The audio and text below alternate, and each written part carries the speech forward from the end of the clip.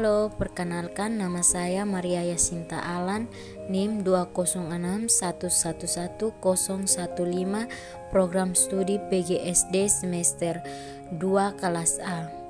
Secara umum, pengertian sekolah dasar dapat kita katakan sebagai institusi pendidikan yang menyelenggarakan proses pendidikan dasar dan mendasari proses pendidikan selanjutnya.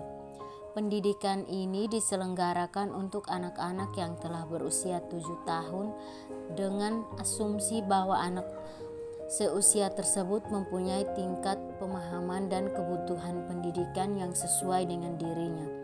Pendidikan dasar memang diselenggarakan untuk memberikan dasar pengetahuan, sikap, dan keterampilan bagi anak didik. Pendidikan dasar inilah yang selanjutnya dikembangkan untuk meningkatkan kualitas diri anak. Kita seharusnya memahami pengertian sekolah dasar sehingga dapat mengikuti setiap kegiatan yang diselenggarakan di tingkat ini. Walaupun kita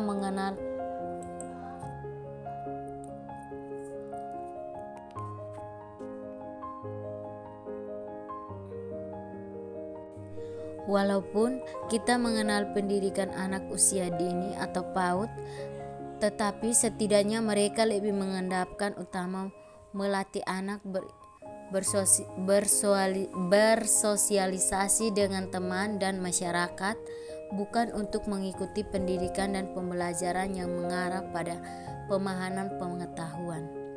Tujuan operasional pendidikan SD dinyatakan di dalam kurikulum pendidikan dasar, yaitu memberi bekal kemampuan dasar membaca, menulis, dan berhitung, pengetahuan dan keterampilan dasar yang bermanfaat bagi siswa sesuai dengan tingkat perkembangannya, serta mempersiapkan mereka untuk mengikuti pendidikan di SLTP. Di sekolah dasar, kegiatan pembekalan diberikan selama 6 tahun berturut-turut.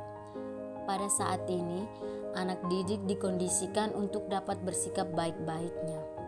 Pengertian sekolah dasar sebagai basis pendidikan harus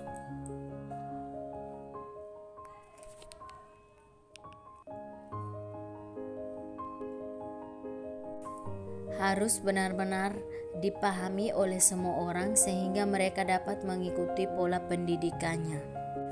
Tertentunya, dalam hal ini, kegiatan pendidikan dan pembelajarannya mengendapkan landasan bagi kegiatan selanjutnya. Tanpa pendidikan dasar tentunya sulit bagi kita untuk memahami konsep-konsep baru pada tingkatan lebih tinggi. Pembelajaran adalah usaha guru untuk menciptakan suasana yang menyenangkan untuk belajar atau enjoy learning yang membuat siswa dipanggil untuk belajar. Agar pembelajaran menyenangkan, maka guru harus memilih metode yang tepat. Agar tujuan pengajaran tercapai sesuai dengan yang telah dirumuskan oleh pendidikan, maka perlu mengetahui, mempelajari beberapa metode mengajar serta dipraktekkan pada saat mengajar. Pemilihan metode mengajar harus mempertimbangkan pengembangan kemampuan siswa yang lebih kreatif, inovatif, dan dikondisikan pada pembelajaran yang bersifat problematis. Pembelajaran yang memungkinkan siswa belajar secara mandiri dan belajar secara kelompok. Metode mengajar memiliki fungsi sentral dalam pembelajaran, diantaranya yaitu sebagai alat atau cara untuk mencapai tujuan pembelajaran. Tujuan pembelajaran yang harus dikembangkan berdasarkan ranah tujuan kognitif, efektif, dan psikomotor. Ranah tujuan tersebut akan memungkinkan dicapai tujuan yang bersifat umum. Metode pembelajaran yang tepat bagi siswa sekolah dasar yaitu yang pertama metodenya jawab.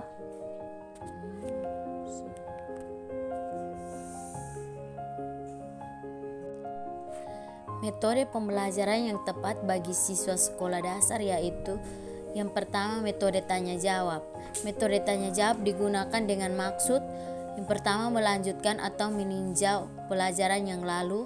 Yang kedua, menyelingi pembicaraan untuk mendapatkan kerjasama siswa. Yang ketiga, memimpin pengamatan dan pemikiran siswa. Yang kedua, metode diskusi.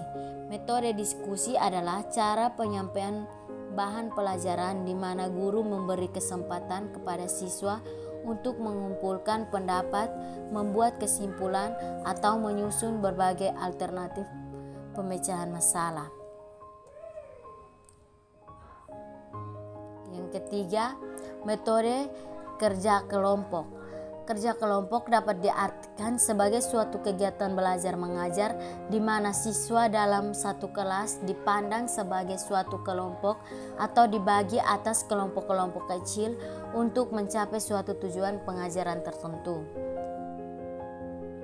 Yang keempat, metode demonstrasi dan eksperimen.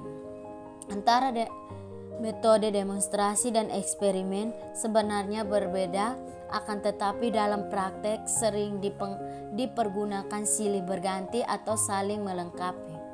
Yang kelima, metode sosiodrama dan bermain peranan. Metode sosiodrama dan bermain peranan merupakan dua buah metode mengajar yang mengandung pengertian yang dapat dikatakan bersama dan karenanya dalam pelaksanaan sering disilih gantikan. Sekian dan terima kasih.